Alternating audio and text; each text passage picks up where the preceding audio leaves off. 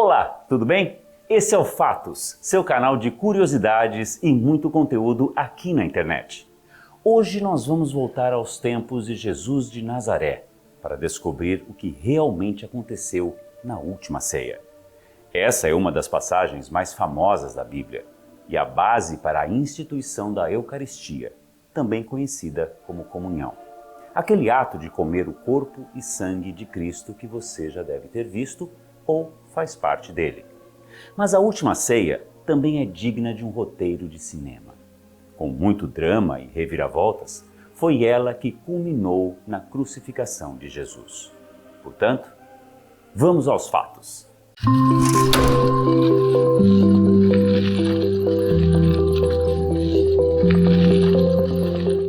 O que conhecemos como a última ceia foi muito mais do que uma simples refeição.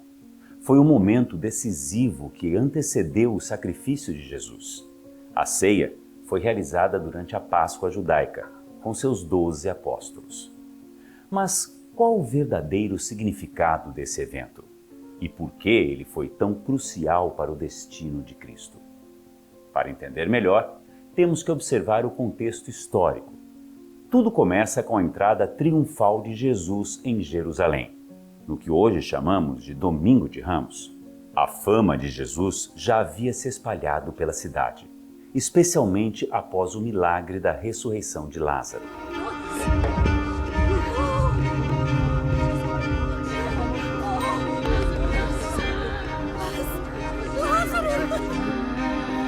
Quando chegou montado num jumento, cumprindo a profecia de Zacarias, capítulo 9, versículo 9.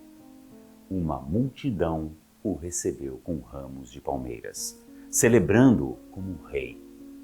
Mas em meio aos gritos de Hosana, Jesus chorou ao avistar Jerusalém, prevendo o sofrimento que cairia sobre a cidade e também sobre si mesmo. Esse contraste entre alegria e tristeza marcou o início da semana que culminaria na última ceia. Um evento tão poderoso que se tornou um dos pilares da fé cristã. Narrado em detalhes nos evangelhos de Mateus, Marcos, Lucas e João. O que pouca gente se pergunta é quando e onde a última ceia aconteceu. Em se tratando da Bíblia, sabemos que só podemos estimar datas e locais aproximados, e nunca existe um consenso absoluto sobre nada. A maioria dos historiadores e religiosos aceitam que ocorreu entre os anos 30 e 36. Mas aí você deve estar se perguntando, mas Jesus não tinha 33 anos quando morreu? É verdade. Porém, não podemos dizer que houve uma precisão histórica no momento em que o calendário cristão foi instituído. Quanto ao dia da semana, a última ceia foi um pouco antes da crucificação, provavelmente na quinta-feira. Quanto ao local, acredita-se que foi em um lugar chamado Cenáculo, no Monte Sião, fora das muralhas da cidade velha de Jerusalém. A última ceia marca o início do período conhecido como a Paixão de Cristo, no qual vemos a prisão, morte e ressurreição de Jesus. Mas além de marcar o início do drama de Jesus, a noite foi surpreendente e repleta de revelações. Logo antes da refeição, Jesus realizou um gesto que deixou todos os discípulos perplexos. Enquanto se preparavam para a ceia, ele começou a lavar os pés dos discípulos. Pedro protestou, achando o ato indigno, mas Jesus revelou que aquele gesto tinha um significado mais profundo. Era necessário para manter a verdadeira comunhão com Deus. A verdade é que Jesus sabia o que aconteceria com ele em breve. Por isso, sua principal preocupação era preparar os apóstolos para os dias que viriam após sua morte. Seu ensinamento mais importante foi o que depois ficou conhecido como a Eucaristia. Jesus pegou o pão da ceia pascal, o ergueu e partiu cuidadosamente, distribuindo em seguida para os seus apóstolos. Suas palavras ecoaram no silêncio do cenáculo, carregada de um profundo mistério.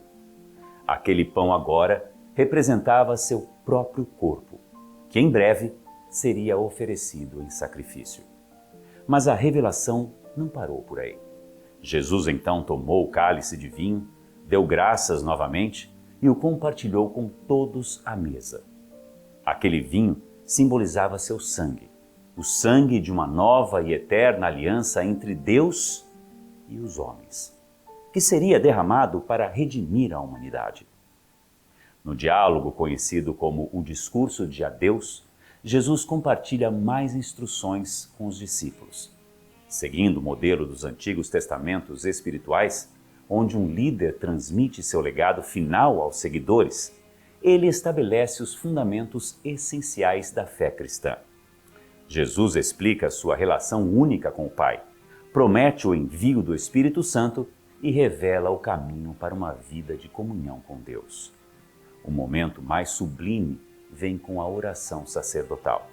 Jesus, consciente de ter cumprido sua missão, ora primeiro por si mesmo e depois por seus discípulos, e finalmente por todos os futuros homens que irão crer nele.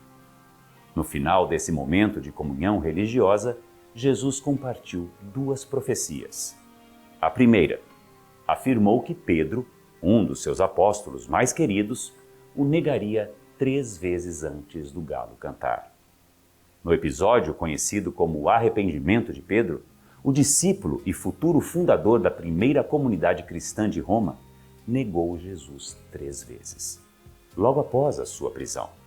Ao ouvir o galo cantar, Pedro chorou amargamente. Já na segunda revelação, Jesus afirmou que entre eles havia um traidor, que lhe ofereceria aos romanos. Essa segunda profecia foi bem dramática e até hoje é uma das partes mais tensas e intrigantes da Bíblia. Jesus chocou seus discípulos ao dizer que um deles estava prestes a traí-lo. A declaração causou comoção entre os presentes, levando cada um a questionar se seria o responsável por tal ato. Judas, mantendo uma postura de falsa inocência, juntou-se aos demais no questionamento. Jesus, então, dirigiu-se especificamente a ele com uma resposta discreta, porém direta, confirmando sua traição sem que os outros discípulos percebessem imediatamente a gravidade daquele momento. De fato, Judas tinha um plano em curso para trair Jesus. Judas, desiludido ou ambicioso, havia ido até os sumos sacerdotes e oferecido entregar Jesus em troca de 30 moedas de prata, o valor de um escravo naquela época. Eles combinaram que o sinal seria um beijo, um gesto que deveria ser de amor, mas se tornou símbolo de traição. Ao longo dos séculos, a Última Ceia recebeu uma série de representações na arte cristã. A mais famosa delas, sem dúvida, é o afresco renascentista de Leonardo da Vinci, de 1498. As imagens mais antigas de refeições sagradas aparecem nos afrescos das catacumbas de Roma, entre os séculos 3 e 5, mostrando figuras reclinadas em mesas semicirculares. No entanto, a representação específica da Última Ceia, como a conhecemos, só surgiria mais tarde, a partir do século VI. Essas primeiras imagens focavam menos no evento histórico e mais no significado espiritual da comunhão futura com Cristo. Já no Renascimento, a Última Ceia era um assunto popular na arte italiana.